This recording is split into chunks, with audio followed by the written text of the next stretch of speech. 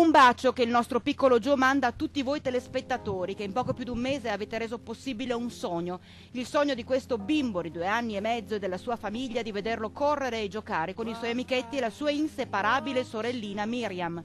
Obiettivo raggiunto, perché anche grazie all'intervento della Regione Veneto si è arrivati a quei 400.000 euro necessari all'operazione in Florida. Ma l'affetto di tutti voi per il piccolo Joe si conferma immenso, contagioso, infinito. Alle nostre redazioni continuano ad arrivare senza sosta mail e telefonate da parte di persone che chiedono informazioni sul conto creato per questa raccolta fondi. Fondi la cui destinazione è stata da sempre certa, sicura. Trasparenza è stato sin da subito il nostro diktat, il nostro e quello di mamma Erika, la coraggiosa mamma Erika dalla forza incredibile. Ora il gruppo Media Nord-Est chiude la raccolta fondi per Giovanni, ma non termina il suo impegno per aiutare altri piccoli guerrieri come il nostro Joe.